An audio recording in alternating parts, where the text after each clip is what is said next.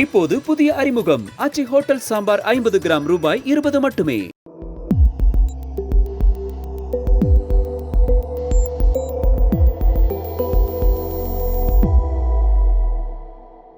தமிழ் தடம் நேயர்களுக்கு வணக்கம். நம்மோடு உரையாட ஊடகவியலாளர் திரு கேப்ரியல் இணைந்திருக்காங்க. வாங்க பேசலாம். அதற்கு முன்பாக சப்ஸ்கிரைப் பண்ணாம வீடியோ பார்த்துருந்தீங்க அப்படின்னா சப்ஸ்கிரைப் பண்ணுங்க. தொடர்ந்து தமிழ் தடம் சேனலுக்கு உங்களுடைய ஆதரவை நீங்க கொடுங்க. வணக்கம். வணக்கம். டிவிகே எந்த கூட்டணிக்கு போவாங்க, டிவிகே கூட யாரெல்லாம் வருவாங்க அப்படின்ற பேசுபொருள் 2 வருஷமா இருந்துகிட்டே இருக்கு. டிவிகே ஆரம்பிச்சதுல இருந்தே இருந்துகிட்டே இருக்கு.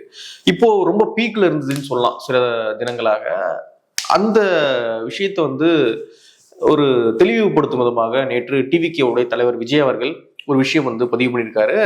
நம்ம யாரோடும் கூட்டணி வைக்க போறது கிடையாது, நம்ம தலைமையில தான் 26ல ஆட்சியை அமைக்க போறோம், கான்ஃபிடண்டா இருங்க, தைரியமா இருங்க, வெற்றி நிச்சயம் அப்படின்னு இஃப்தார் நோன்பு துறப்பு நிகழ்ச்சியில இந்த விஷயத்த தெளிவுபடுத்தி இருக்காரு.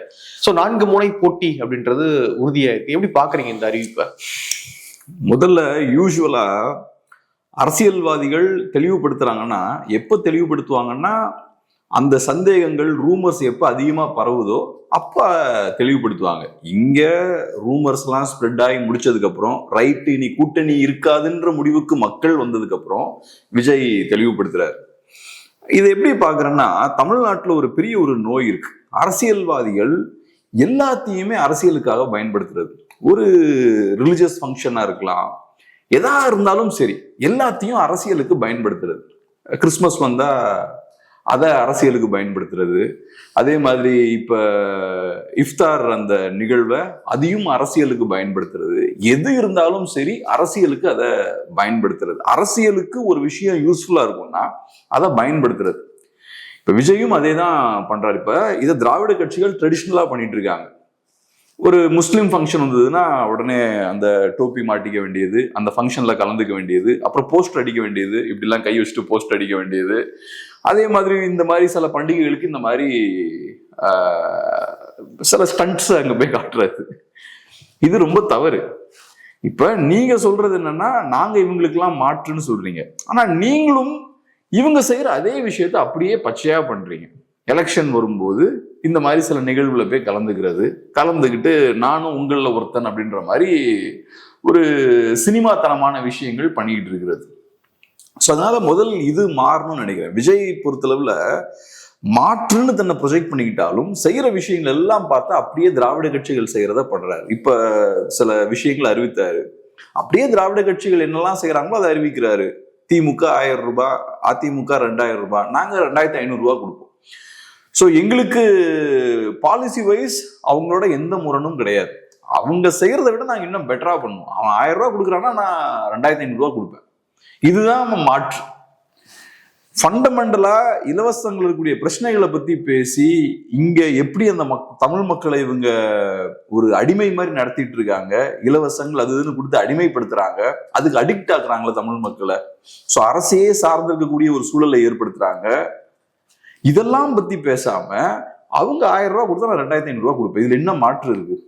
இதெல்லாம் வெக்கக்கேடு இல்லை. மாற்றுன்ற பேர்ல மாற்று அரசியல் நம்ம பேசணும்னா நம்மள விமர்சிக்கிறது.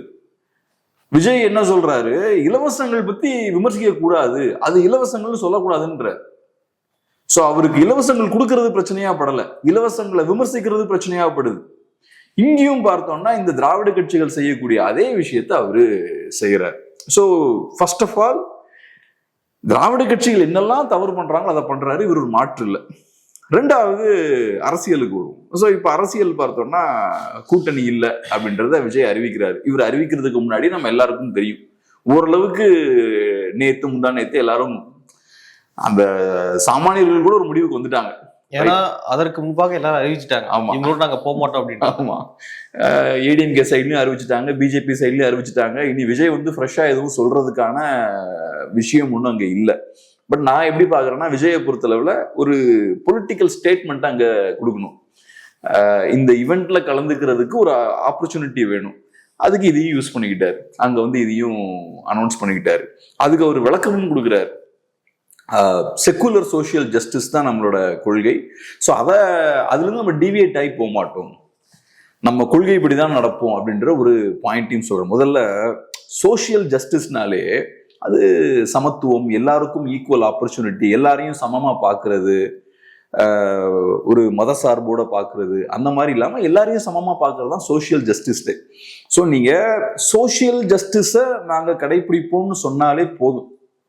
அதை பாசிட்டிவ் சோஷியல் ஜஸ்டிஸ் சொல்றது, செக்குலர் சோஷியல் ஜஸ்டிஸ் சொல்றது. நீங்க செக்குலரா இல்லைன்னா நீங்க சோஷியல் ஜஸ்டிஸை நிலைநிறுத்தவே முடியாது. நீங்க சோஷியல் ஜஸ்டிஸை நிலைநிறுத்தணும்னா நீங்க செக்குலரா தான் இருக்கணும். நீங்க ஒரு மத வெறியராவோ ஒரு சாதி வெறியராவோ இருந்தீங்கன்னா உங்களால சோஷியல் ஜஸ்டிஸை நிலைநிறுத்த முடியாது. ஸோ அந்த வகையில் அந்த ஒரு தெளிவு பார்த்தோம்னா வேணும். ஸோ இங்கேயும் பார்த்தோம்னா ஐடியாலஜி கொண்டு வரன்ற பேர்ல செக்குலர் சோஷியல் ஜஸ்டிஸ் அப்படின்ற விஷயங்கள்லாம் அவரு பேசுறாரு. அப்புறம் இன்னொரு முக்கியமான விஷயம் என்னன்னா, நீங்க நிஜமாவே முஸ்லிம்ஸ்க்கு ஏதாவது செய்யணும்னு நினைக்கிறீங்கன்னா இந்த மாதிரி ஸ்டண்ட் காட்டக்கூடாது. தொப்பி மாட்டிக்கிட்டு வித்த காட்டுறது இதெல்லாம் பண்ண தேவையில்லை. உங்களுக்கு நிஜமாவே அந்த மதத்து மேலையும் அந்த அவங்களோட டீச்சிங்ஸ் மேலேயும் நம்பிக்கை இருக்குன்னா நீங்க அதெல்லாம் பண்ணுங்க. ஆனா எலெக்ஷனுக்காக இந்த விஷயத்த பண்ணாதீங்க. எலெக்ஷனுக்காக நீங்க இந்த விஷயத்த பண்றீங்கன்னா அது பேர் வெறும் ஸ்டண்ட் தான். அதுக்கு ஒன்றும் பெரிய அர்த்தம் எதுவும் கிடையாது. ஸோ இதெல்லாம் பண்றதை விட ஒரு அரசியல்வாதியா அந்த மக்களோட பிரச்சனையே நீங்க பேசலாம். இப்ப 24 எலெக்ஷன்ஸ் எடுத்துக்கிட்டீங்கன்னா பிஜேபி முஸ்லிம்ஸுக்கு வாய்ப்பு கொடுக்கல. ஒரே ஒரு முஸ்லிமுக்கு மட்டும்தான் வாய்ப்பு கொடுக்குறாங்க. 24 எலெக்ஷன்ல கண்டெஸ்ட் பண்றதுக்கு ஒரு முஸ்லீம் தான் வாய்ப்பு கொடுக்குறாங்க. இந்தியாவில் எவ்வளவு முஸ்லிம்ஸ் இருக்காங்க? ஏறக்குறைய 15% முஸ்லிம்ஸ் இருக்காங்க. 15% முஸ்லிம்ஸ் இருக்காங்கன்னா எவ்வளவு சீட்ஸ் கொடுத்துருக்கணும்? குறைந்தபட்சம் ஒரு 50-60 சீட் கொடுத்துருக்கணும். ப்ரொபோஷனலா பார்த்தோம்னா ஒரு சீட்டு தான் கொடுக்குறாங்க. அங்கேயும் அஃப்கோர்ஸ் தோத்துடுறாங்க. கேரளாவில் மட்டும் மணப்புரம்ல கொடுத்தாங்கன்னு நினைக்கிறேன். இது பிஜேபியில மட்டும்தான் இந்த பிரச்சனையானா கிடையாது. திமுக எவ்வளவு சீட்ஸ் கொடுக்குறாங்க? 24ல 0. கூட்டணி கட்சிகள் கொடுக்குறாங்க. ஆனா திமுகன்ற கட்சி இஸ்லாமியர்களுக்கு வாய்ப்பு கொடுக்கல. திமுக இங்க இருக்கக்கூடிய மிகப்பெரிய கட்சி, இருக்கக்கூடிய 2 பெரிய கட்சிகள்ல திமுக ஒரு கட்சி. இந்த கட்சியில முஸ்லிம்ஸுக்கு எந்த ரெப்ரசன்டேஷனும் இல்லை 24ல. காங்கிரஸ் எடுத்துக்கிட்டோம்னா காங்கிரஸ் எனக்கு தெரிஞ்சு எக்ஸாக்டா நம்பர் தெரியல, பட் 20க்கு கீழே தான். 19ல பார்த்தோம்னா 30க்கு மேல இருக்கு. ஸோ 24ல பார்த்தோம்னா கம்மியாகுது. ட்ரெடிஷ்னலா காங்கிரஸ் எடுத்துக்கிட்டோம்னா அரௌண்ட் ஒரு 25 to 35 சீட்ஸ் கொடுப்பாங்க முஸ்லிம்ஸுக்கு லோக்சபா எலெக்ஷன்ஸ்ல கண்டெஸ்ட் பண்றதுக்கு. ஆனா இப்ப காங்கிரஸுமே கம்மி பண்ணியிருக்காங்க. அது போக 25 எடுத்துக்கிட்டோம்னா இஸ்லாமியர்களுக்கு எதிரான நிறைய வன்முறை சம்பவங்கள் நடந்திருக்கு. இந்த மாப் லிஞ்சிங்லாம் சொல்றாங்களா, அதெல்லாம் நடந்திருக்கு. 8 முஸ்லிம்ஸ் இதுல கொல்லப்பட்டிருக்காங்க. இது எதுவும் நான் சும்மா அடிச்சலாம் விடல, நீங்க டேட்டாவெல்லாம் நீங்க எடுத்து தாராளமா பார்க்கலாம். 8 முஸ்லிம்ஸ் கொல்லப்பட்டிருக்காங்க இந்தியா முழுக்க. 15 மாப் லிஞ்சிங் சம்பவங்கள் நடந்திருக்கு. அதுல 8 பேர் கொல்லப்பட்டிருக்காங்க அப்படின்ற டேட்டா இருக்கு. ஸோ இந்த மாதிரி ஏகப்பட்ட பிரச்சனைகள் இருக்கு. நீங்க நிஜமாவே இஸ்லாமியர்களுக்கு ஆதரவா ஏதாவது பண்ணணும்னு நினைக்கிறீங்கன்னா இதெல்லாம் பண்றதை விட, நம்பிக்கை இருந்தா அதை பண்ணுங்க. ஆனா இதெல்லாம் பண்றதை விட அவங்க கூட நின்று அவங்களோட பிரச்சனைகளை எடுத்து பேசலாம். நான் என்ன யோசிக்கிறேன்னா, சிறுபான்மையினர்களும் முஸ்லிம்ஸா இருக்கலாம், கிறிஸ்டியன்ஸா இருக்கலாம், இதை தான் வலியுறுத்தணும். நீங்க இங்க இந்த மாதிரி உங்களோட அரசியல் மேடையா எங்க மேடையா மாத்தாதீங்க, எங்க ஃபங்க்ஷன்ஸா மாத்தாதீங்க. எங்களுக்கு ஏதாவது செய்யணும்னு நினைச்சீங்கன்னா களத்துல இறங்கி பண்ணுங்க. இதை விஜய்க்கு மட்டும் இல்லை, மற்ற கட்சிகளுக்கும் இதை கிளியரா சொல்லணும். இந்த ஒரு மாற்றம் வரணும். சும்மா எலெக்ஷன் வரும்போது எல்லாத்தையும் டிராமாக்காக யூஸ் பண்றது, பெர்ஃபார்மன்ஸுக்கான ஆப்பர்ச்சுனிட்டியா எல்லாத்தையும் மாத்துறது, இது தமிழ்நாட்டுல மாறணும்னு நினைக்கிறேன். ஓகே, இப்போ விஜய் அவர்கள் கூட்டணி இல்லை அப்படின்றது அறிவிச்சிருக்காரு. தமிழ்நாட்டில் 4 முனை போட்டியானது நிலவுது. ஸோ எப்படி போகுதுன்னு பாக்குறீங்க? களம் முடிஞ்ச அளவுக்கு திமுகவுக்கு சாதகமா இருக்கணும்ன்றதுக்காக வேலைகள் நடக்குது. விஜய் தனியா போட்டி போட்டா யாருக்கு அட்வான்டேஜ்? திமுகவுக்கு தான். ஸோ விஜய் தனியா தான் போவேன் அப்படின்ற இடத்துல இருக்காரு. தனித்து விடப்பட்டாரு அப்படின்னு தானே அதை பார்க்கணும். எப்படி பாக்குறீங்க? அவரு என்டிஏ சைடுக்கு போனாருன்னா அவர் கண்டிப்பா அவங்க ஏத்துக்க ரெடியா இருக்காங்க. விஜய் அங்க போறதுக்கு ரெடியா இல்லை. அதிமுகவுக்கு கண்டிப்பா தேவை, விஜயும் தேவை, சீமானும் தேவை. சீமான் அவர்களை பொறுத்தளவு கண்டிப்பா வரவே மாட்டாரு. ஸோ அதனால ஆப்ஷனே இல்லைன்னு விட்டுட்டாங்க. விஜய் கண்டிப்பா அதிமுகவுக்கு தேவைதான், உள்ள கொண்டு வர முடியல. ஏன்னா இப்ப விஜய் கையில் இருக்க ஓட்ஸ் எல்லாம் ஆன்டி டிஎம்கே ஓட்ஸ் தான், அதிமுக குறிப்பிக்கக்கூடிய ஓட்ஸ். அப்ப விஜய் ஏடிஎம்கேல சேர்றாருன்னா அது விஜய்க்கு பெரிய லாபமா இருக்காது. ஏன்னா விஜயை பொறுத்தளவுல மாற்று அரசியல் அது இதுலாம் பேசிட்டு இருக்காரு, அதெல்லாம் ஃபர்ஸ்ட் எலெக்ஷன்ல அடிபட்டு போயிடும். ஆனா அதிமுகவுக்கும் பாஜகவுக்கும் பெரிய ஒரு அட்வான்டேஜா இருக்கும். அவங்களோட ஓட்ஸ் சிதறாது. ஸோ இப்போ சிக்கல் என்னன்னு பார்த்தோம்னா பாஜகவோட அதிமுக அலைன்ஸ் வச்சிருக்காங்க. மைனாரிட்டி ஓட்ஸ் அதனால கையை விட்டு இப்போ போகுது. இன்னொரு சைடில் டிவிக்கே ஓட்டை உடைக்க போறாங்க, இன்னொரு சைடில் என்டிகேவும் ஏடிஎம்கே ஓட்ஸை உடைக்க போறாங்க. இது அதிமுகவுக்கு சிக்கல். ஸோ இதை மீறி இப்போ அதிமுக ஜெயிக்கணும். முடியாதுன்னு நான் சொல்லலை, ஆனால் இது டஃப்பான ஒரு போட்டியாக தான் இருக்கும். ஏன்னா திமுக எதிர்ப்பு வாக்குகளுக்கு நிறைய போட்டி இருக்கு. அதிமுக தான் பிகெஸ்ட் பார்ட்டி. பட் இருந்தாலும் லெட்ஸே விஜய் ஒரு 3% ஓட்ட உடைக்கிறாருன்னு வச்சுக்கோமே, அதுவே ஒரு பெரிய நம்பர் தானே. 21 வந்து ஒரு 4% ஓட்டுல தானே மிஸ் பண்ணாங்க. ஆமா ஆமா. ஸோ அது ஒரு பெரிய நம்பர் தான். திமுகவை பொறுத்தவரை பெரிய ஆன்டி இன்கம்பன்சி இருக்கு. டெஃபினட்டா பெரிய ஆன்டி இன்கம்பன்சி இருக்கு. மீடியா பேசாம அமைதியா இருந்தாலும் களத்துல ஆன்டி இன்கம்பன்சி இருக்கு. அந்த ஒரு அட்வான்டேஜ் ஏடிஎம்கேவுக்கு இருக்கு. அது போக மல்டி போலார் ஃபைட்டா இருக்கு, மல்டி கார்னர்ட் ஃபைட்டா இருக்கு. அதுவும் டிஎம்கேவுக்கு ஒரு அட்வான்டேஜ். ஸோ பார்ப்போம் என்ன நடக்குதுன்னு பார்ப்போம். ஓகே, இந்த சூழல்ல வந்து திமுகவுடைய கூட்டணி கட்சிகளுக்கு திமுக கொடுக்கக்கூடிய இடங்கள் வந்து பேசுபொருளாக மாறி இருக்கு. நேற்று சிபிஐக்கு வந்து 5 சீட்டு ஒதுக்கி இருந்தாங்க. அவங்களுடைய தேர்தல் வரலாற்றுல இதுதான் மிக குறைவான சீட். 21ல் 6 சீட்டு வாங்கி வரலாறு படைச்சிருந்தாங்க. அந்த வரலாறு அவங்களே பிரேக் பண்ணும் விதமாக இப்போ 5 சீட்டு வாங்கி ஒரு புதிய வரலாறு சிபிஐ வந்து படைச்சிருக்கு. ஸோ எப்படி பாக்குறீங்க, எப்படி டீல் பண்றாங்க திமுக அவங்களுடைய கூட்டணி கட்சி? ஆமா, இப்ப சிபிஐ இந்த வரலாறை படைக்கிறதுக்கு உதவியா இருந்தது திமுக தான். ஸோ அதனால சிபிஐக்கு உதவியா இருந்து இந்த வரலாறை படைக்க உதவியா இருந்த திமுகவுக்கு தான் நம்ம நன்றி சொல்லணும். 5 சீட் கொடுத்து இப்ப ஒரு இடத்துல உட்கார வச்சிருக்காங்க. சமூக நீதி பேசுறாங்க, அப்புறம் பாஜகவுக்கு எதிராக குரல் கொடுத்துருக்காங்க, பாசிசத்துக்கு எதிராக குரல் கொடுத்துருக்காங்க, திமுகவோட நம்பகமான ஒரு பார்ட்னரா இருந்திருக்காங்க கம்யூனிஸ்டுகள். இதெல்லாம் செய்ததுக்கு அப்புறம் இன்னைக்கு திமுக இவங்களை எப்படி டீல் பண்றாங்க? 5 சீட்டு, அவ்வளவுதான். Take it or leave it. எங்க கூட இருந்தீங்கன்னா 5 சீட் கிடைக்கும், அதுல ஒரு 2-3 சீட் ஜெயிக்கலாம். இல்ல பிரச்சனை பண்ணீங்கன்னா சிக்கல் தான். அப்புறம் போன எலெக்ஷன்ல கம்யூனிஸ்டுகளுக்கு பெரிய ஸ்ட்ரைக் ரேட் இல்லைங்க. 6 சீட்ல 2 தான் ஜெயிக்கிறாங்க. ஸோ கம்யூனிஸ்டோட ஸ்ட்ரைக் ரேட் ரொம்ப கம்மியா இருக்கு. அது காட்டக்கூடிய விஷயம் என்னன்னா அவங்க ரொம்ப வீக்காவும் இருக்காங்க. ஸோ இப்ப சிபிஐயை பொறுத்தளவுல வழிக்கு வந்துட்டாங்க. ரைட், 5க்கு நாங்க செட்டில் ஆகிறோம்ட்டாங்க. சிபிஐஎம் பிரச்சனை பண்றாங்க. சிபிஐஎம்ஐயும் வழி கொண்டு வந்துருவாங்கன்னு நினைக்கிறேன். பொதுவாகவே சிபிஐஎம் எடுத்தா ஐஎம் கொஞ்சம் ஸ்ட்ராங், சிபிஐஎம் கொஞ்சம் ஸ்ட்ராங்கா இருப்பாங்க. ஆனா திமுகவும் சரி அதிமுகவும் சரி 2 பேரும் ஒரே மாதிரி தான் டீல் பண்ணுவாங்க. இவங்க 2 பேருக்கும் ஈக்குவலா சீட்ஸ் கொடுக்கறது, 2 பேரையும் ஒரே தட்டுல வச்சு பாக்குறது, அத சிபிஐஎம் எப்பவுமே விரும்ப மாட்டாங்க. ஸோ கொஞ்சம் ரெசிஸ்டன்ஸ் கொடுப்பாங்க.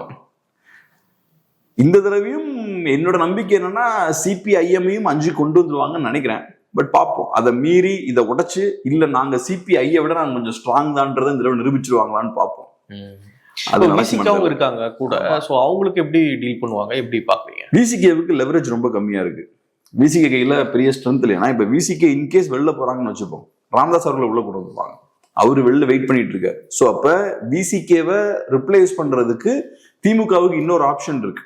ஆனா விசிகேவுடைய பலம் ராமதாஸ் அவர்கிட்ட இருக்குமா, எப்படி பாக்குறீங்க? இப்ப திமுகவை பொறுத்தளவுல பெரிய ஒரு கூட்டணி வச்சிருக்காங்க. ஒரு கட்சி வெளியே போறதால பெரிய டேமேஜ் ஏற்பட்டு போறது கிடையாது. விசிகே வெளியே போனாலும் எங்க போவாங்க? பிஜேபி கூட போக முடியாது. இவ்வளவு பேச்சு பேசிட்டு பிஜேபி கூட போக முடியாது. சரி, தனித்து நிக்கலான்ற முடிவு எடுக்கிறாங்கன்னு வச்சுப்போம்.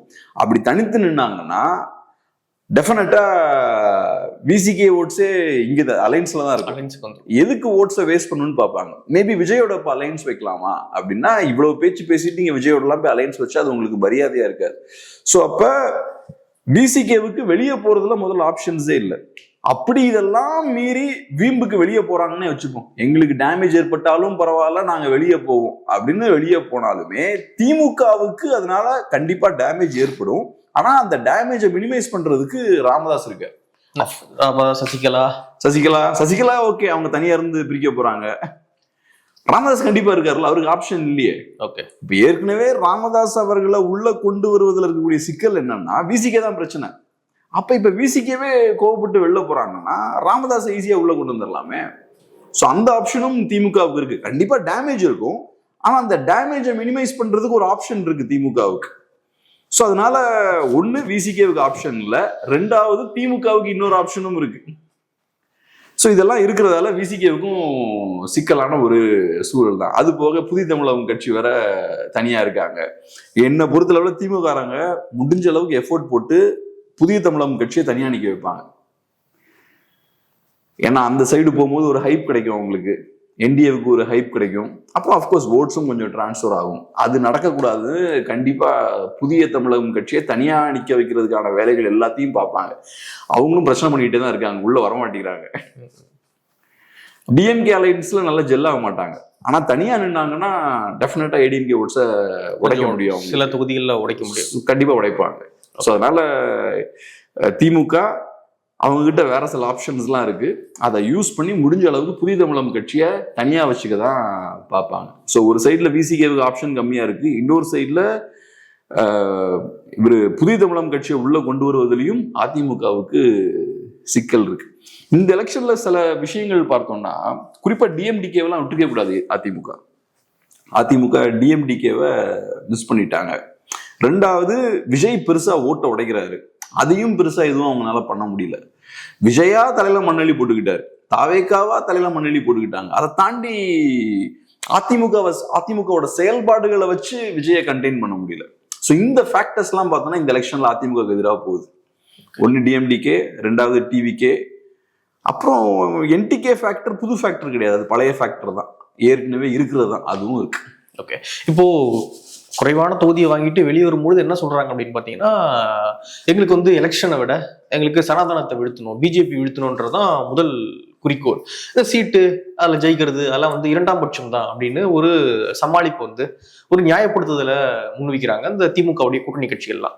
இப்போ நம்ம என்ன கேட்குறோம் அப்படின்னா, ஓகே ரைட், நீங்க அதுல காம்ப்ரமைஸ் ஆயிடுறீங்க, சீட்டு முக்கியம் கிடையாது, நம்ம வந்து பிஜேபி உள்ள வரக்கூடாதுன்றதுதான் முக்கியம் அப்படின்னு காம்ப்ரமைஸ் ஆயிடுறீங்க. அதை வந்து திமுக பண்ணலாம்ல அந்த காம்ப்ரமைஸ. ஸோ உங்களுக்கு 2 சீட் எக்ஸ்ட்ரா கொடுத்துட்டு அவங்க காம்ப்ரமைஸ் ஆகி ஓகே நம்ம இங்க தான் எக்ஸ்ட்ரா கொடுக்குறோம், பிஜேபி உள்ள விடாம தானே தடுக்கிறோம் அப்படின்னு அவங்க ஒரு முடிவுக்கு வரலாம்ல. ஸோ உங்களை தான் அவங்க வந்து குறைக்க பாக்குறாங்களே தவிர அவங்க இறங்கி வர மாதிரி தெரியல. அப்போ என்ன சமாளிப்பு தானா இது, எப்படி பாக்குறீங்க? இது ரொம்ப சிம்பிள் சமாளிப்பு. அதெல்லாம் தாண்டி சிறிய கட்சிகள் ஒழுகிட்டு இருக்காங்க, கபலீகரம் பண்றாங்க. சிறிய கட்சிகளுக்குன்னு ஒரு ஸ்பேஸ் இருக்குல்ல, அதை ஃபுல்லா அப்படியே சுருக்கி அவங்களை இல்லாம பண்றாங்க. இந்த 10 வருஷமா திமுக பண்ணது இந்த வேலை தான். ரொம்ப கேர்ஃபுல்லா சிஸ்டமேட்டிக்கா கொஞ்சம் கொஞ்சமா சிறிய கட்சிகளோட அந்த ஸ்பேஸை கொஞ்சம் கொஞ்சமா கபலீகரம் பண்ணிக்கிட்டே இருக்காங்க. சிறிய கட்சிகளை சரியா செயல்பட விடுறது கிடையாது. அந்த சிறிய கட்சிகளுக்குரிய முக்கியமான ஆட்களை ஃபுல்லா இவங்க கண்ட்ரோல் கீழே வச்சுக்கிறது. இதெல்லாம் பண்ணும்போது நேச்சுரலா என்ன ஆகும், சிறிய கட்சிகளோட செயல்பாடுகள் கம்மியாயிட்டே இருக்கும். சிறிய கட்சிகளை ஆதரிக்கக்கூடிய வாக்காளர்கள் அதிருப்தியாளர்கள் ஆவாங்க, அந்த கட்சிக்கு ஓட்டு போட மாட்டாங்க. இந்த கட்சிக்கு ஓட்டு போடுறதுக்கு பேசாம திமுகவுக்கு ஓட்டு போடாத இடத்துக்கு வருவாங்க. இப்ப கம்யூனிஸ்ட் பார்ட்டியோட செயல்பாட்டுக்கும் திமுகவோட செயல்பாட்டுக்கும் பெரிய வித்தியாசம் இல்லை. திமுக என்ன ஸ்டாண்ட்ல இருக்காங்களோ அந்த ஸ்டாண்ட்ல தான் கம்யூனிஸ்டுகளும் இருக்காங்க. திமுக செய்யாத விஷயங்கள் என்னெல்லாம் கம்யூனிஸ்டுகள் பண்ணிட்டாங்க, பெருசா எதுவும் பண்ணல. ஸோ அப்போ ஒரு சாமானியன் பாக்குறான் திமுகவுக்கும் இந்த சிறிய கட்சிகளுக்கு என்ன வித்தியாசம்னு பாக்குறான். ஒரு பெரிய வித்தியாசமும் இல்லை. ஒரு காலத்துல திமுக தொழிலாளர்களாக போராட மாட்டாங்க, அப்ப கம்யூனிஸ்டுகள் களத்துல வந்து போராடுவாங்க. அப்ப ஒரு வித்தியாசம் இருக்கு. தொழிலாளர்கள் நலன் பாதுகாக்கப்படணும்னா நம்ம கம்யூனிஸ்டுகளுக்கு வாக்களிக்கணும்னு. இன்னைக்கு திமுகவும் ஒண்ணும் பண்ண மாட்டாங்க, கம்யூனிஸ்டுகளும் ஒண்ணும் பண்ண மாட்டாங்க. அப்ப ரைட்டு, பிஜேபி எனக்கு வீழ்த்தணும், ஆனா நான் கம்யூனிஸ்டுகள் வழியா வீழ்த்தணும்னு அவசியம் கிடையாது, திமுக வழியாவே இந்த வேலையை நம்ம பார்த்துடலாம். அப்ப கம்யூனிஸ்டுகளோட தேவை கம்மியாகிக்கிட்டே இருக்கு. விசிகேவுக்கு அதே மாதிரிதான். சாதிய ரீதியான ஒடுக்குமுறைகள்லாம் வந்தா ஒரு காலத்துல விசிகே குரல் கொடுப்பாங்க, இன்னைக்கு திமுகவும் குரல் கொடுக்க மாட்டாங்க, விசிகேவும் குரல் கொடுக்க மாட்டாங்க. அப்ப ரைட்டு, பிரச்சனை பிஜேபி.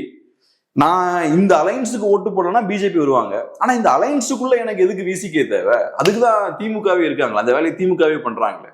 காங்கிரஸ் பண்ற வேலையும் திமுகவே பண்றாங்க, எம்டிஎம்கே பண்ற வேலையும் திமுகவே பண்றாங்க. சோ இந்த சிறிய கட்சிகளோட செயல்பாடுகள் எல்லாம் முடக்குவதன் மூலமா திமுகவுக்கு தங்களை எஸ்டாப்ளிஷ் பண்ணிக்க முடியுது. அந்த சிறிய கட்சிகளோட அந்த யூனிக்னஸ் இருக்கு பாருங்க, அந்த தனித்துவம், அதை உடைச்சிட்டாங்க. அதை உடைச்சாச்சுன்னா சிறிய கட்சிகளுக்கும் திமுகவுக்கும் இன்னைக்கு வித்தியாசமே இல்லை. அப்ப மக்கள் எதுக்காக சிறிய கட்சிகளுக்கு ஓட்டு போடணும்? கொஞ்சம் கொஞ்சமா ஸ்லோவா கூடயே இருந்த சிறிய கட்சிகளை காலி பண்ணியாச்சு. சிறிய கட்சிகளுக்கு அதை மீறி எதுவும் பண்ண முடியல. ஏன்னா சிறிய கட்சிகளை பொறுத்தளவுல அவங்க கட்சியில் இருக்கக்கூடிய இன்ஃப்ளூயன்சஸா இருக்கலாம், அவங்க கட்சியில் இருக்கக்கூடிய செகண்டரி லெவல் லீடர்ஸா இருக்கலாம், அவங்க எல்லாம் இவங்களுக்கு தான் விசுவாசமா இருக்காங்க. இப்போ ஒருத்தர் வந்து இந்த ஒரு ஒரு செக்ஷுவல் அலிகேஷன் ஒருத்தர் மேல வைக்கப்பட்டது, சிபிஐல இருந்த ஒரு இன்ஃபுளுசர் மேல வைக்கப்பட்டது. நிறைய பேருக்கு அவர் சிபிஐனே தெரியல, நிறைய பேர் அவர் திமுக நினைச்சிட்டு இருந்தாங்க. அவங்கள பொறுத்தளவுல என்ன இது சிபிஐ அறிக்கை விடுறாங்க, இவர் திமுக தானே, எல்லா இடத்துலயும் உட்காந்து திமுக தான் அவர் சப்போர்ட் பண்ணி பேசிட்டு இருக்காரு. சோ அப்ப யோசிச்சு பாருங்க, இந்த அளவுக்கு திமுகவுக்கு ஹோல்ட் இருக்கு. இந்த இன்ஃபுளுசர்ஸா இருந்தா கூட பரவாயில்ல, சரி இன்ஃபுளுசர்ஸ் ஏதோ ஒண்ணு யூடியூபர்ஸ் மாதிரி எடுத்துக்கலாம், நம்மலாம் சாதாரண ஆட்கள் தான். சிறிய கட்சிகளுடைய தலைவர்களும் அப்படிதான் செயல்படுறாங்க. சிறிய கட்சிகள் தலைவர்களுக்கு டிவில எல்லாம் நீங்க நல்லா உட்காந்து பாத்தீங்கன்னா திமுக விமர்சிச்சா அவங்களுக்கு அவ்வளவு கோபம் வருது. அது உங்க கூட்டணி கட்சி ரைட் சார், ஆனா அந்த கட்சியை டிஃபெண்ட் பண்ற வேலை உங்க வேலை கிடையாது. இன்ஃபேக்ட் அந்த கட்சியை கேள்வி கேட்கறதுக்கான உரிமை உங்களுக்கு இருக்கு. நீங்க டிவியில உட்கார்ந்து திமுக நீங்க கேள்வி கேட்கலாம். கூட்டணி இந்த ஒரு எலக்டோரல் அண்டர்ஸ்டாண்டிங் தான். நீங்க உட்கார்ந்து 5 வருஷமா திமுகவுக்கு வேலை செய்யணும்னு அவசியம் கிடையாது. ஆனா இவங்களுக்கு கேள்வி கேட்கலன்றது ஓகே, வேற எவனாவது திமுகவை கேள்வி கேட்டா இவங்களுக்கு கோபம் வருது. அப்ப எப்படி எல்லாம் பார்க்க ஆரம்பிப்பாங்க, ரைட்டு பேருக்கு திமுகன்ற ஒரு கட்சி, அப்புறம் 20-25 சிறிய கட்சிகள் இருக்காங்க. ஆனா இது எல்லாமே ஒரு பெரிய ஒரு திமுக மாதிரிதான் இருக்கு. இதுல திமுக சின்னதுலதான் பாதி பேர் போட்டிடுறாங்க. அப்புறம் என்ன வித்தியாசம் இருக்கு? அப்ப சிறிய கட்சிகள் காணாம போயிட்டு தான் இருப்பாங்க. சோ ஒரு மொனோபொலியை நோக்கி போய்கிட்டு இருக்கு. சிறிய கட்சிகளை ஃபுல்லா ஸ்லோவா ஒழுங்கிக்கிட்டே இருக்காங்க. அந்த வகையில நம்ம அதிமுகவை பாராட்டலாம், அவங்க அந்த வேலையை பார்க்கல, பெருசா பார்க்கல. ரீசெண்டாக அதிமுக நடத்திய அந்த போராட்டத்தில் வந்து சி வி சண்முகம், திண்டுக்கல் சீனிவாசன் போன்ற தலைவர்கள்லாம் பெண்கள் குறித்து பேசிய விஷயங்கள் வந்து இப்பொழுது பயங்கரமா திமுக கையில் எடுத்து அரசியல் ஆக்கிட்டு இருக்காங்க. நிறைய இடங்கள்ல ஆர்ப்பாட்டங்கள், பெண்களை வைத்து ஆர்ப்பாட்டங்கள் பண்றது, நிறைய கட் அவுட்ஸ் வைக்கிறது, அதிமுகவுக்கு எதிராக, பெண்களுக்கு எதிராக அதிமுக இருக்காங்க அப்படின்ற அடிப்படையில இப்படியான விஷயங்கள்லாம் போயிட்டு இருக்கு தமிழ்நாடு முழுக்க. அதே போல வந்து கனிமொழி அம்மையாருமே வந்து ஒரு பதிவு ஒன்று போட்டிருக்காங்க, அரசியல் நாகரிகமோ அடிப்படை அறமோ அதிமுகவிற்கு என்றும் இருந்ததில்லை அப்படின்னு வந்து போட்டிருக்காங்க. எப்படி பாக்குறீங்க இந்த இஷ்யூவை? டிஎம்கே எப்படி கையாளுறாங்க? ரொம்ப சரிக்கிட்டாங்களா ஏடிஎம்கே? எப்படி பாக்குறீங்க? ரெண்டு பேருக்கும் ஒரு வித்தியாசமும் கிடையாதுங்க. ரெண்டு பேரும் இந்த விஷயத்துல ஒண்ணுதான். இவங்க ரெண்டு பேருக்குமே மக்களோட பெரிய கனெக்ஷன் இல்லை. இப்படி பப்ளிக்ல ஒருத்தர் இந்த மாதிரி பேசுறாருன்னா ஒரு முக்கியஸ்தர், அவங்களுக்கு பெரிய சொசைட்டி பத்தின புரிதலே இல்லைல்ல. இப்ப நம்ம இருக்கோம், நம்ம இப்ப ரோட்ல போய் டீ குடிக்கிறோம் ஒரு சின்ன கடையில, இப்படிப்பட்ட ஒரு விஷயத்த நம்ம பேசணும்னா யோசிப்போம்ல. நம்ம பெரிய மினிஸ்டரோ பெரிய அதிகாரம் படைத்தவரோ கிடையாது, நம்ம கரெக்டா இருக்குமான்னு யாரும் நம்மளை கூர்மையா பார்க்க போறதும் கிடையாது. ஆனாலும் நம்ம ஒரு கடையில போய் உட்கார்றோம்னா இந்த மாதிரியான விஷயத்த நம்ம பேசுறோம்னா பக்கத்துல இருக்கவங்க நம்மளை அசிங்கமா பார்க்க மாட்டாங்க. ஸோ நம்ம பப்ளிக்ல இந்த மாதிரிலாம் பேசுவோமா? பிரைவேட்டாவும் நம்ம இப்படி யோசிக்க மாட்டோம். ஆனா இவங்க முக்கியஸ்தர்கள் ஸ்டேஜ்ல பேசும்போது, பப்ளிக் அட்ரஸ் பண்ணும்போதும் இந்த மாதிரி பேசுறாங்க. இது இவங்க மட்டும் பண்ணல, திமுகவும் தான் பண்றாங்க. இந்த ஒரு சிவாஜி கிருஷ்ணமூர்த்தி, சாதிக்னு ஒருத்தர், சாதிக் பாஷா, சாதிக், ஆமா சாதிக்கா, அவரு சிக்னாரு. அப்புறம் பொன்முடி அவர்கள், அவர் கட்சியில இருந்து அவர் பொறுப்புலாம் பறிச்சாங்க. அப்புறம் இன்னொருத்தர் இவரு 2024 இவர் பேசினாரு, இவர் எம்பி, திமுக எம்பி பேசினார்ல, எல்லாம் பலபலன்னு வந்திருக்கீங்கலாம் பேசினாரு, இலவசங்களை மையமா வச்சு பெண்களை இழிவுபடுத்தும் விதமா பேசினாரு. கதிரானந்த் அவரு பேசினார். இப்ப அது வந்து வல்கரான ஸ்டேட்மெண்ட் இல்லைனாலுமே கூட அது பெண்களை இழிவுபடுத்துற ஸ்டேட்மெண்ட் தானே. பலபலன்னா என்ன அர்த்தம்? அது பெண்களை இழிவுபடுத்தக்கூடிய ஒரு ஸ்டேட்மெண்ட் தான். ஸோ அப்ப நீங்க எப்படி பாக்குறீங்க அவங்கள? ஈக்குவலா நீங்க பாக்கல. ஆண்கள்ட்ட போய் நீங்க அப்படி பேச மாட்டீங்களா? எல்லாரும் தலையை சீவி நீட்டா இருந்திருக்கீங்கன்னு பேசலையே, அங்கதானே போய் பேசுறீங்க. ஸோ இவங்க இந்த லெவல்ல தான் இருக்காங்க. ஸோ இப்ப நம்ம ஒரு கட்சி இருக்குன்னா அந்த கட்சிக்கு சில பிரின்சிபிள்ஸ்லாம் இருக்கணும். அந்த பிரின்சிபிள்ஸ்லாம் இருந்தாதான் அந்த பிரின்சிபிள் படி நம்ம செயல்படுவோம். இங்க அதெல்லாம் இந்த கட்சிகளுக்கு இல்லை. இவங்களுக்கு பேசிக்கான காமன் சென்ஸ் கூட இல்லதான் இங்க வருத்தம். இவங்களுக்கு பெண்கள் பத்தின கரெக்டான புரிதல் இல்லைன்றதை விட பேசிக்கான காமன் சென்ஸ் கூட இல்லை. எலெக்ஷன் கிட்ட வருது, இப்ப நம்ம நல்லது செய்யறோமோ இல்லையோ நமக்கு டேமேஜ் ஏற்படுத்தக்கூடிய விஷயங்கள் நம்ம பண்ணக்கூடாது, அமைதியா இருக்கணும் வாயை வச்சுக்கிட்டு. ஆனா அது கூட இவங்களுக்கு முடியல. எலெக்ஷனுக்கு முன்னாடி இப்படி கோமாளித்தனமான வேலைகள் பார்த்துட்டு இருக்காங்க. அதுவும் அதிமுகவுக்கு ரொம்ப குரூஷியலான டைம். அதிமுகவுக்கு குரூஷியலான எலெக்ஷனும் கூட. அந்த டைம்ல இப்படியான விஷயங்கள் நடக்குது அப்படின்னும் பொழுது அந்த விஷயமே புரியலன்னு நினைக்கிறேன். சோ அவங்களுக்கு க்ளூலெஸ்ஸுமாங்கல்ல. சொசைட்டி இதை எப்படி பார்ப்பாங்க? நீங்க வந்து சாதாரணமா உங்க ஃப்ரெண்ட்ஸ் கூட பேசுற மாதிரி ஃப்ரெண்ட்ஸ் கூட அப்படி பேசக்கூடாது. ஆனா நீங்க அப்படி ஃப்ரெண்ட்ஸ் கூட பேசுறவரா இருந்தாலும் கொஞ்சம் பேசிக்கான புரிதல் இருக்கணும். வெளியே வந்து நம்ம இப்படிலாம் பேசுறோம்னா நம்ம ஒரு பொறுப்பான இடத்துல இருக்கோம், நம்ம சொசைட்டி எப்படி பார்ப்பாங்கன்ற புரிதல் இருக்கணும். ஆனா உங்களுக்கு அது எதுவுமே இல்லை. நீங்க பாட்டுக்கு உங்க சகாக்களோட பேசுற மாதிரி இந்த சினிமாலாம் அரசியல்வாதிகளை காட்டுவாங்கல்ல, அந்த மாதிரி நீங்க பாட்டுக்கு ரொம்ப ஜாலியா ரொம்ப கேஷுவலா பேசிட்டு இருக்கீங்க. சம்பந்தமே இல்லாம இன்னொரு நடிகையை உள்ள கொண்டு வரீங்க. அவங்களை கொண்டு வர்றதுக்கு உங்களுக்கு என்ன உரிமை இருக்கு? நீங்க அரசியல் பண்றீங்க. இதை பத்தி பேசுறதுக்கு ஏகப்பட்ட விஷயங்கள் இருக்கு. இன்னைக்கு தூத்துக்குடியில அந்த விளாத்திக்குளம், ஆமா விளாத்திக்குளத்துல அந்த பெண் ரொம்ப மோசமா கொல்லப்பட்டிருக்காங்க. இதெல்லாம் எவ்வளவு சீரியஸான இஷ்யூ. இப்ப இந்த மாதிரி நீங்க பேசுறீங்கன்னா அந்த இஷ்யூ எல்லாம் கையில் எடுக்கிறதுக்கான தகுதியே உங்களுக்கு இல்லைன்னு ஆகி போயிரும்ல. அதெல்லாம் நாளைக்கு நீ அந்த இஷ்யூ எல்லாம் நீங்க கையில் எடுத்து மக்கள்கிட்ட கொண்டு போகணும்னா நீங்க ரெஸ்பான்சிபிளா பிஹேவ் பண்ணணும்ல. இவ்வளவு பொறுப்பே இல்லாம பிஹேவ் பண்ணிட்டு நாளைக்கு நாங்க அந்த பெண்ணுக்காக குரல் கொடுக்க நீங்க பேசுனீங்கன்னா ஊர்ல யாராவது உங்களை மதிப்பாங்களா? பேசிக்கா பெண்களை ரெஸ்பெக்ட் பண்ண கூட உங்களுக்கு தெரியல, இதுல என்ன பெரிய இஷ்யூ நீங்க பேச போறீங்கன்னு தானே பார்ப்பாங்க. ஸோ அதனால ஏடிஎம்கேவை பொறுத்தளவுல தெரியல, எனக்கு ஏன் அது அப்படி இருக்குன்னு தெரியல. இந்த பேசிக்கான காமனான புரிதல் கூட இல்லாம ஒரு சைட்ல இவர் இப்படி பேசுறாரு, இன்னொரு சைட்ல பார்த்தோம்னா திண்டுக்கல் ஸ்ரீனிவாசன், இன்னொரு சைட்ல அவரு குண்டக மண்டக அவரு பேசுறாரு, லெவல்லே இல்லாம. சரி, சிலவங்களுக்கு பேசுறதுல சிக்கல் இருக்கும்னா தெரியும்ல, கட்சி தலைமை கண்டிப்பா தெரியும் இவங்க ஏதாவது வாய் தரனா நமக்கு தான் பிரச்சனை. ஸோ அப்போ குவைட்டாவது இருக்கலாமே. குறைந்தபட்சம் எலெக்ஷன் டைம்ல இது பேசிக்கான விஷயம், எல்லா அரசியல்வாதிகளுக்கும் தெரியும். நீ உங்க செயல்பாடுகள் லாபத்தை தருதோ இல்லையோ டேமேஜை மட்டும் ஏற்படுத்திடவே கூடாது. அதுல ரொம்ப கவனமா இருப்பாங்க எல்லா பொலிட்டீஷியன்ஸும். ஒரு இன்டர்வியூ கொடுக்குறாங்கன்னா அதுல ரொம்ப கேர்ஃபுல்லா இருப்பாங்க. நம்ம செய்யற விஷயம் நமக்கே பேக் ஃபயர் ஆகிற மாதிரி இருக்கக்கூடாது. ஸோ கவனமா பார்த்து பார்த்து பண்ணுவாங்க. அப்படி எல்லாரும் இவ்வளவு கேர்ஃபுல்லா இருக்கும்போது இந்த டைம்ல வந்து அசால்ட்டா குண்டக மண்டங்க இந்த விஷயத்த பேசுறாங்க. இப்ப பார்த்தோம்னா இவங்க பண்ற வேலையில ஏதோ திமுக ரொம்ப கரெக்டா இருக்கிற மாதிரி ஒரு தோற்றம் ஏற்படுது. இதை விட மோசமான விஷயங்கள்லாம் திமுகவும் பேசியிருக்காங்க. இங்க ரெண்டு கட்சிகளுக்கும் ஒரு வித்தியாசமும் கிடையாது. நீங்க மக்களோட மக்களா நிற்கக்கூடிய ஒரு கட்சியா இருந்தீங்கன்னா, மக்களோட மக்களா நிற்கக்கூடிய தலைவர்களா இருந்தீங்கன்னா உங்களுக்கு மக்களோட வேதனை என்னன்னு தெரியும், மக்களோட பிரச்சனைகள் என்னன்னு தெரியும், மக்களோட சிந்தனையோட்டம் என்னன்னு தெரியும்.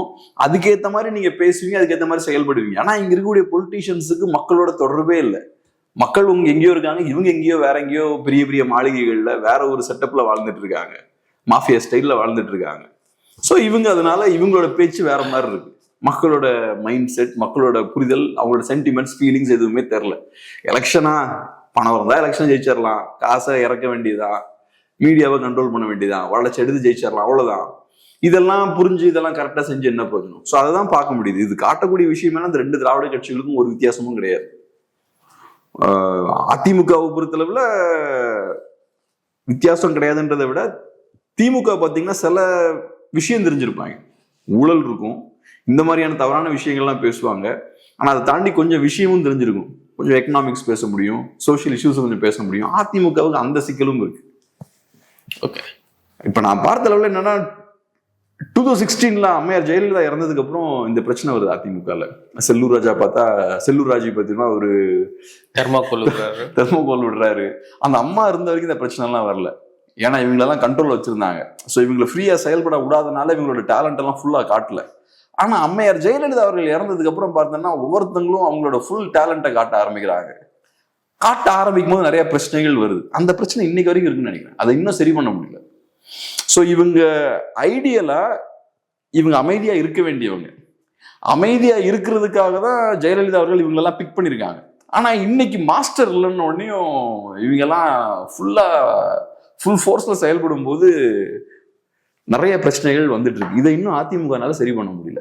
வெளியிருந்து பார்க்கும்பொழுது திமுக ஒரு விஷயம் செய்யறாங்களோ செய்யலையோ, ஆனா அவங்கள ஒரு இன்டெலெக்சுவல் மாதிரி பார்க்கக்கூடிய ஒரு தன்மை இருக்கும். கரெக்ட், நீங்க சொன்ன மாதிரி அவங்க தப்பு பண்ணாலும் நாளைக்கு பெரியாரியம், பெண்ணியம், மார்க்ஸ் அந்த காலத்துல என்ன சொன்னாரு தெரியுமா? பெரியார் இந்த புத்தகத்துல 340வது பக்கத்துல என்ன சொன்னாரு தெரியுமா? இந்த ஒரு முக்கியமான கட்டுரையில் அம்பேத்கர் என்ன சொன்னாரு தெரியுமா பெண்கள் பத்தி? இப்படி ஏதாவது கதை சொல்லுவாங்க. அவங்க அதிமுக பண்ற தவறுகள் எல்லாம் பண்ணுவாங்க, பண்ணிட்டு இப்படிப்பட்ட ஒரு விஷயத்தையும் அவங்க பண்ணுவாங்க. ஸோ அதனால நீங்க சொன்னது போல களத்துல ரெண்டு பேரும் ஒன்றும் பெரிய டிஃப்ரெண்ட் கிடையாது. ஆனா ஒரு இமேஜை அவங்க மெயின்டைன் பண்ணுவாங்க. அது பண்றதுக்கு நீங்க கொஞ்சம் படிக்கணும், கொஞ்சம் விஷயம் தெரிஞ்சிருக்கணும். அஃப்கோர்ஸ் நீங்க படிச்சு அந்த தலைவர்களோட அந்த போதனைகளை தவறா யூஸ் பண்றீங்க, அது எனக்கு புரிஞ்சுக்க முடியுது. பட் இருந்தாலும் அதை பண்றதுக்கான விஷயம் திமுக கிட்ட உண்டு. அப்படின்னு ஆட்களையாச்சும் கூட வச்சிருக்காங்க. ஆமா, கூட வச்சிருக்காங்க. ஒரு 4-5 இன்டெலெக்சுவல்ஸை கூட வச்சிருக்காங்க. இங்க பார்த்தோம்னா எனக்கு ரொம்ப சர்ப்ரைசிங்கா இருந்தது. எலெக்ஷன் கிட்ட வரப்போகுது, அதோட சீரியஸ்னஸே புரியாம, நமக்கு தெரியுது இது அவங்களுக்கு முக்கியமான எலெக்ஷன்ல இது தோத்தா என்ன ஆகும். 2 times இது வரைக்கும் அதிமுக தோத்ததே கிடையாது. அப்ப எவ்வளவு முக்கியமான எலெக்ஷன். இபிஎஸ் இன்னும் தன்னை எஸ்டாப்ளிஷ் பண்ணல, அவரு லீட் பண்ணி ஒரு எலெக்ஷன் இன்னும் ஜெயிக்கல. அப்படி இருக்கும்போது அவருக்கு அது முக்கியமான ஒரு தேர்தல், நின்று ஜெயிச்சு காட்ட வேண்டிய தேவை இருக்கு. கட்சிக்கு தேவை, கட்சியோட தலைமைக்கு தேவை. ஆனா நீங்க அசால்ட்டா டீல் பண்ணிட்டு இருக்கீங்க. ஓகே, இன்னொரு விஷயமும் செய்தித்தாளில் வந்திருக்கு. என்ன அப்படின்னா, டிவிகேவால 234 தொகுதியிலையும் கேண்டிடேட்ஸ் போட்டுற முடியுமா? அப்படி போட்டுட்டா அதற்கான செலவுலாம் யார் பாப்பா? எப்படி அவங்க மேனேஜ் பண்ண போறாங்க? இதெல்லாம் பெரிய கேள்விக்குறியா இருக்கு அப்படின்ற மாதிரியான செய்தி வந்து இன்னைக்கு ஊடகங்கள்ல வந்திருக்கு. ஸோ எப்படி பாக்குறீங்க? 234 கேண்டிடேட்ஸ் போட முடியுமா? அவங்க சொல்ற மாதிரி கேண்டிடேட்ஸ் போட்டா எப்படி செலவு பண்ண முடியும்? யார் செலவு பண்ணுவாங்க? எனக்கு தெரிஞ்சு கேண்டிடேட்ஸ் போட்டுருவாங்க. 234 கேண்டிடேட்ஸ் ரொம்ப ஈஸியா அவங்க போட்டுருவாங்க. அப்புறம் இதுல ஒன்றும் பெரிய சர்ப்ரைஸ் இல்லை. டிவிக்கே மேல இருந்து பணம் கொடுக்க போறது கிடையாது. இப்ப கேண்டிடேட்ஸுக்கெல்லாம் பணம் கொடுத்து அவங்கள வேலை செய்ய வைக்கிறது இருக்குல்ல, அது சாதாரண விஷயம் கிடையாது. அதை செய்யறது வந்து பெரிய கட்சிகளால தான் பண்ண முடியும். பெரிய கட்சிகள் பெரிய இன்ஸ்டிடியூஷனா இருக்காங்க, அவங்களுக்கு ரெவென்யூ ஜென்ரேட் பண்றதுக்கு நிறைய வழிகள் இருக்கு, பணம் செலவழிக்கிறதுக்கும் நிறைய வழிகள் இருக்கு. அது போக கேண்டிடேட்ஸும் கோடிக்கணக்காக செலவழிப்பாங்க. கட்சியும் செலவழிக்கிறதுக்கான கெப்பாசிட்டியோட இருக்கும். அவங்க ஸ்டேட் லெவல்ல பயங்கரமா கேம்பெயின் பண்றது, செலவழிக்கிறதெல்லாம் பண்ணுவாங்க.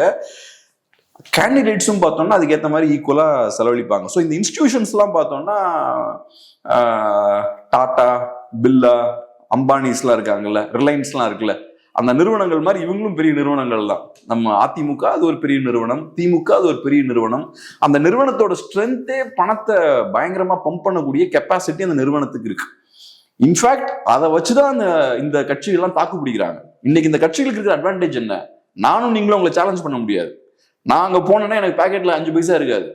இன்னைக்கு எலெக்ஷன்ல நீங்க ஓரளவுக்கு பெர்ஃபார்ம் பண்ணி இவங்களுக்கு டஃப் கொடுக்கணும்னா அவங்க செலவழிக்கிறதெல்லாம் கால் பங்காவது நீங்க செலவழிக்கணும். அதே நம்மளால பண்ண முடியாது. சரி, கால் பங்கு தானே பண்ணிடலாம்னு யோசிச்சீங்கன்னா அதுவே 2-3 கோடி ரூபா வரும். நான் சொல்றது மினிமம். நீங்க இந்த பெரிய பெரிய விஐபி தொகுதிக்கெல்லாம் போனீங்கன்னா அடிச்சு வெளுத்துருவாங்க. நம்ம கனவுல கூட அவங்க கூட நிக்க முடியாது. ஸோ அதுதான் அவங்களோட ஸ்ட்ரென்த்தே. அவங்க கிட்ட நம்மளால நெருங்க முடியாது. ஸோ விஜய் பெரிய செல்வந்தரா இருக்கலாம், அவர் சொந்த காசை போடுறாருலாம் சொல்றாங்களா, அது எனக்கு நம்பிக்கை இல்லை. போடுறாருன்னே வச்சுப்போம். இவங்களோட தான் போட்டிலாம் போடவே முடியாது. ஸோ நீங்க சென்ட்ரலைஸ்டா மேல இருந்து கீழே பணத்தெல்லாம் எல்லா வேட்பாளர்களுக்கும் கொடுக்க முடியாது. இன்ஃபேக்ட் அவங்க கீழே இருந்து எதிர்பார்ப்பாங்க. அது கூட இருக்கு, அது நடக்க வாய்ப்பு இருக்கு. ஸோ அப்ப என்ன நடக்கும் அப்படின்னு நீங்க கேட்டீங்கன்னா, அவங்க யாருக்கெல்லாம் செலவழிக்க சக்தி இருக்கோ அவங்கள வேட்பாளராக போடுவாங்க. செலவழிக்கிறதுக்கு நிறைய பேர் ரெடியா இருப்பாங்க. நான் சொல்றேன், விஜயோட அசோசியேட் ஆகிக்கிறதுக்கு, விஜயோட கட்சியோட அசோசியேட் ஆகிக்கிறதுக்கு நிறைய பேர் ரெடியா இருப்பாங்க. எப்படி விஜய் வந்தா பாக்குறதுக்கு உயிரை கொடுத்து போய் பாக்குறாங்கல்ல, பரவாயில்ல டேஞ்சரா இருந்தாலும் பரவாயில்ல, குழந்தையெல்லாம் தூக்கிட்டு போலான்னு போறாங்கல்ல, அதே மாதிரி பெரிய பெரிய செல்வந்தர்கள், பெரிய பெரிய பணக்காரர்கள், நமக்கு ஒரு அடையாளம் வேணும், அரசியல்ல அடியை நம்ம எடுத்து வைக்கணும், நம்மளும் ஒரு இமேஜை கிரியேட் பண்ணணும், இந்த ஆசையோட நிறைய பேர் இருப்பாங்க. ஸோ அப்போ அந்த மாதிரியான ஆட்கள் ஒவ்வொரு தொகுதியிலையும் நிறைய பேர் இருப்பாங்க. ஒரு 2 கோடி ரூபாய் இன்வெஸ்ட் பண்றதுலாம் நிறைய பேர் இருப்பாங்க. அந்த மாதிரி ஆட்களை கரெக்டாக எடுத்து போடுவாங்க. ஸோ ஏற்கனவே அவங்க கட்சியில இருக்கவங்க அரசியல் புரிதல் இல்லாம இருக்காங்க. இதுலயும் நீங்க ஸ்பெசிஃபிக்கா பணம் இருந்தா மட்டும்தான் சீட் அப்படின்னா பெரிய விஷயம் தெரியாத ஆட்களை தான் அவங்க எல்லாம் இருப்பாங்க. பணம் இருக்கும், பெரிய அரசியல் புரிதல் இந்த விஷயம்லாம் இருக்காது. ஆனா இன்னொரு சிக்கல் என்ன வரும்னா, நிறைய ஃப்ராடுகளும் உள்ள வருவாங்க. நீங்க பணத்தை யாட்ஸ்டிக்கா வச்சு ஆட்கள் எடுக்க ஆரம்பிச்சீங்கன்னா பயங்கரமான கேடிகள்லாம் உள்ள புகுந்துருவாங்க, அவங்க டேமேஜ் ஏற்படுத்துவாங்க. அந்த மாதிரியான சிக்கல்கள்லாம் இருக்கு. கரெக்டான ஆட்கள்லாம் வருவாங்க. பட் வேற வழி கிடையாது. அவங்க ஒன்றும் பெரிய கொள்கை பிடிப்புள்ள கட்சி கிடையாது, பெரிய அரசியல் ரீதியா பெரிய பயிற்சியும் அவங்களுக்கு கிடையாது. ஸோ அப்போ அவங்க ஒரே யாட்ஸ்டிக்கு தான் ஃபிக்ஸ் பண்ணுவாங்க. பணம் இருந்தா சீட் கிடைக்கும். ஓகே, எத்தனை தொகுதியில் அவங்க போட்டி போட்டாலும் ஒரு தொகுதி தான் ஃபோக்கஸ் பண்ண போறாங்க. விஜய் எந்த தொகுதியில் போட்டி போடுறாரோ அவர் போட்டி போடுவாருன்னு டவுட் தாங்க. போடுவாருன்னு எனக்கு நம்பிக்கை இல்லை. பார்ப்போம், மேபி போடலாம், நான் தவறா கூட இருக்கலாம். ஏன்னா விஜய் அவரோட இமேஜை ரொம்ப கேர்ஃபுல்லா ப்ரொடெக்ட் பண்ணக்கூடிய ஆட்டு. சில நேரங்களில் சினிமாக்காரங்க என்ன பண்ணுவாங்கன்னா, அவங்களோட ஒரு படம் நல்லா வரலன்னு நினைச்சாங்கன்னா அந்த படத்தையே கில் பண்ணிடுவாங்க, ரிலீஸ் பண்ண விடாம அதுக்கு டேட்ஸ் கொடுக்காம இழுத்தடிச்சு. ஏன்னா அவங்களுக்கு அந்த படத்துல நம்பிக்கை இல்லைன்னா இது என் இமேஜை ஸ்பாயில் பண்ணிடும். ப்ரொடியூசருக்கு பாதிப்பு தான் வந்துட்டு போகுது, ஆனா அந்த படத்தை கில் பண்ணிடுவாங்க. அஃப்கோர்ஸ் விஜய் அந்த மாதிரி பண்ணதில்லைன்னு நினைக்கிறேன். எனக்கு தெரிஞ்சு விஜய் ஓரளவுக்கு ஒரு படத்தை கையில் எடுக்கிறாருன்னா கரெக்டா அதை கரை சேர்த்துருவாருன்னு நினைக்கிறேன். எனக்கு தெரிஞ்சு உதயான்னு ஒரு படம் நான் சின்ன பையனா இருக்கும்போது ரொம்ப கஷ்டப்பட்டு ரொம்ப லேட்டா ரிலீஸ் ஆச்சு. அது பயங்கரமான அட்டர் ஃபிளாப் ஆச்சு. மற்றபடி விஜய் ஓரளவுக்கு சினிமான்னு வரும்போது கரெக்டா ஹேண்டில் பண்ணுவார் நினைக்கிறேன். பட் நான் இது ஏன் சொல்றேன்னா, சினிமாக்காரங்க அவங்களோட இமேஜை ப்ரொடெக்ட் பண்ணுன்றதுல ரொம்ப கவனமா இருப்பாங்க. என்ன ஆனாலும் என் இமேஜை ப்ரொடெக்ட் பண்ணும், நான் ஜெயிச்சுக்கிட்டே இருக்கேன், நான் படம் ரிலீஸ் பண்றேன்னா அது எல்லா கலெக்ஷன் ரெக்கார்ட்ஸையும் பிரேக் பண்ணும், சேலரினா ஹையஸ்ட் விஜய் தான் வாங்குவாரு, அதிகமான தியேட்டர்ஸ்ல விஜய் படம் தான் ரிலீஸ் ஆகும், ஓவர்சீஸ் மார்க்கெட்ல விஜயோட படங்கள் தான் ஸ்கோர் பண்ணும், அந்த இமேஜை மெயின்டைன் பண்ணிக்கிட்டே இருக்கும்னு நினைப்பாங்க. அது ஒரு ஸ்டாக் மார்க்கெட் மாதிரி தான். அந்த இமேஜ் மெயின்டைன் ஆக அது பெருசா அப்படி ஊதிக்கிட்டே போகும். பட்டுன்னு அது உடையறதுக்கு அலோவ் பண்ண மாட்டாங்க. விஜய் கண்டெஸ்ட் பண்றாருன்னா இந்த ரிஸ்க் இருக்கு. சினிமால நீங்க கிங்கு, தமிழ்நாட்டுல நீங்க தான் பெஸ்ட், அரசியல்ல நீங்க அப்படி கிடையாது. அரசியல்ல நீங்க பெரிய ஃபேமஸான ஆளா இருந்தாலும் நீங்க தோக்குறதுக்கு நிறைய வாய்ப்பு இருக்கு. அந்த ரிஸ்கை விஜய் எடுப்பாரான்னு எனக்கு தெரியல. அது கஷ்டம் தான். விஜய் அந்த ரிஸ்க் எடுக்க மாட்டார். ஏன்னா இங்க இழந்தாருன்னா சினிமாலையும் அவர் இழப்பார். சினிமால அவருக்கு இருக்கிற பிம்பமும் உடையும். ஓகே, பார்ப்போம். அதனால எனக்கு என்னமோ அவர் நிப்பாரான்றதுல டவுட் இருக்கு. அதை மீறி அவர் நின்னாருன்னா கொஞ்சம் தைரியமான ஆள் நம்ம எடுத்துக்கலாம். நிறைய விஷயங்கள் நம்மோடு பகிர்ந்துக்கிட்டீங்க. நன்றி.